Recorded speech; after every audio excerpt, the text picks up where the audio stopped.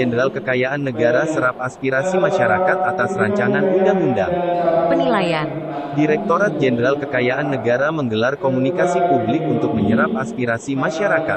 Sebagai masukan penyempurnaan rancangan undang-undang penilaian di Gedung Keuangan Medan, Jalan Diponegoro, Medan, Sumatera Utara, Kamis 21 Juli 2022. Sebagai pengkampanye rancangan undang-undang penilaian, komunikasi publik ini dihadiri oleh Satuan Kerja Wilayah Sumatera Utara, yakni akademisi, penilaian publik masyarakat profesi penilai Indonesia Sumut, perbankan, pemerintah daerah, dan para pengguna jasa penilai lainnya.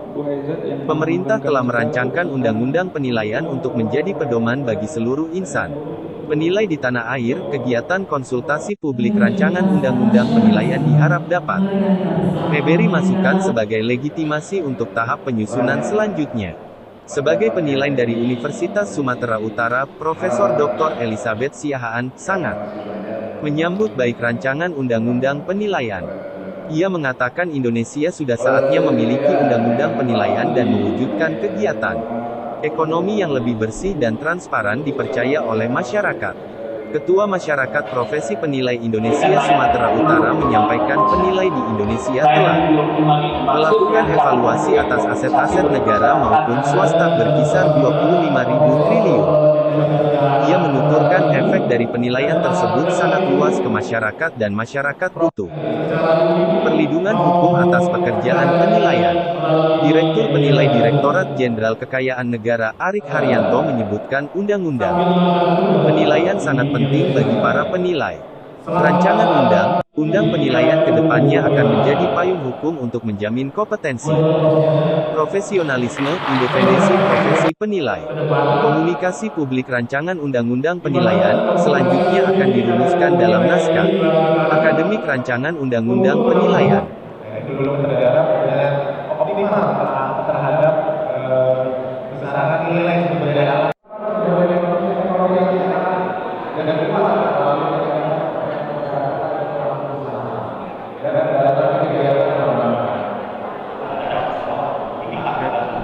Kegiatan hari ini sangat bagus sekali karena ini merupakan langkah untuk terwujudnya undang-undang penilai di Indonesia. Undang-undang penilai itu sangat diharapkan oleh penilai maupun masyarakat karena saat ini perkembangan kegiatan penilai itu cukup luar biasa. Di Indonesia sendiri penilai telah melakukan valuasi atas aset-aset negara maupun swasta berkisar 20.000 sampai dengan 25.000 triliun. Itu seperti yang dijelaskan oleh Kementerian Keuangan tadi. Nah, sehingga hasil valuasi penilai itu sendiri efeknya itu yang menggunakan itu sangat luas sekali di masyarakat, sehingga masyarakat juga butuh perlindungan hukum atas pekerjaan penilai ini.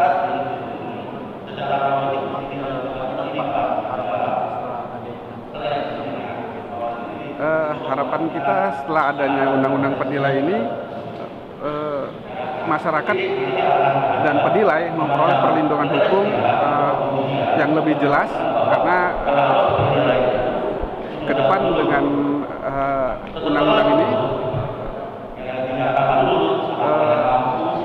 perlindungan itu bukan hanya bagi penilai tapi juga masyarakat.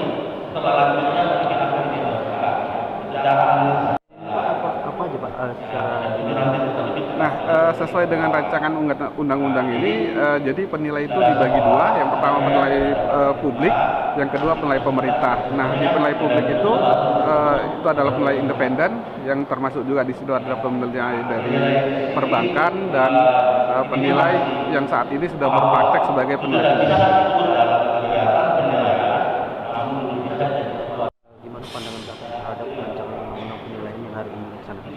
Terima kasih.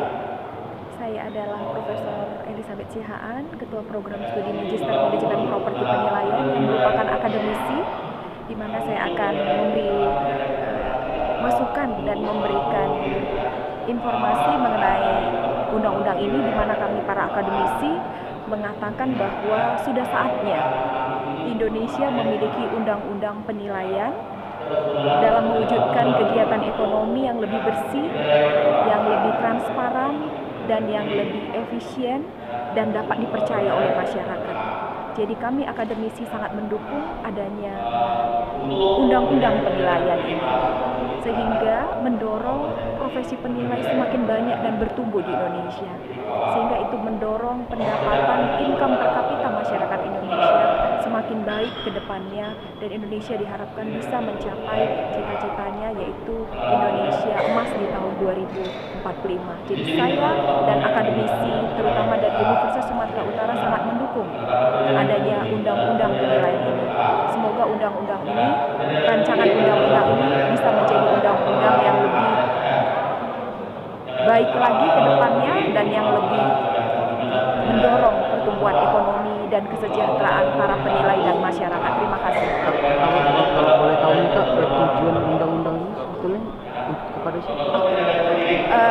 Manfaat undang-undang ini sebenarnya kepada masyarakat, kepada pertumbuhan ekonomi Indonesia, dan kepada profesi penilai. Jadi ini sangat bagus sekali. Jadi undang-undang ini seharusnya langsung segera direalisasikan karena akan dapat nanti meningkatkan pertumbuhan ekonomi, masyarakat pun semakin nyaman dan penilai pun semakin semangat melakukan proses penilaian karena ada payung hukum yang menaungi mereka. Kalau untuk penilaian dari masyarakat ini contoh kecilnya itu apa?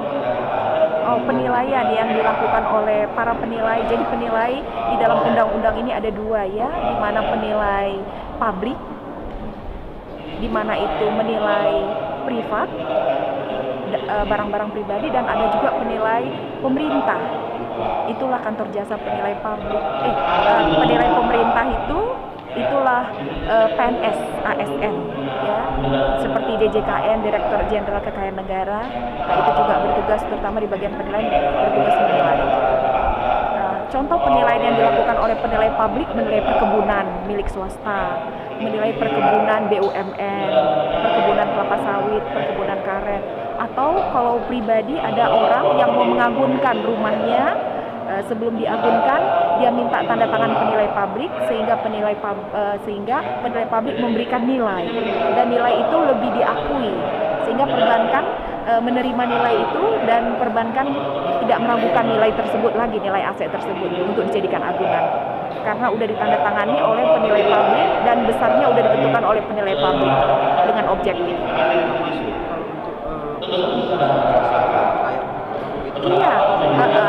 Perbankan pun nanti di dalam undang-undang ini, perbankan merupakan penilai internal, di mana perbankan nanti akan masuk ke dalam bagian penilai publik.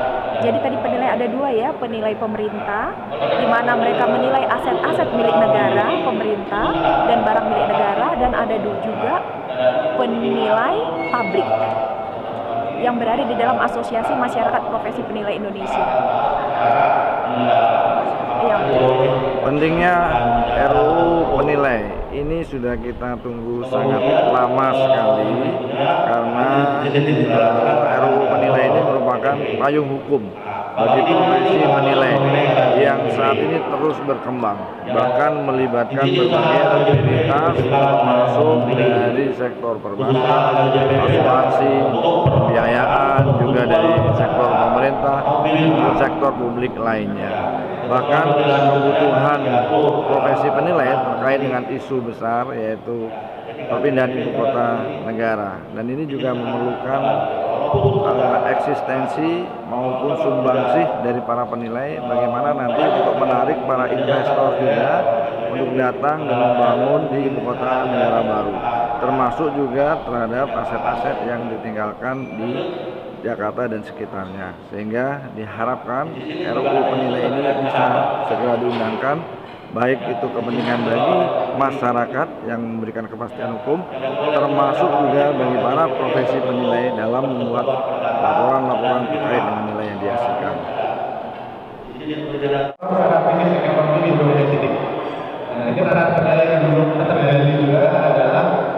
Dari Medan, Sumatera Utara, Tim Liputan BNews TV. BNews TV.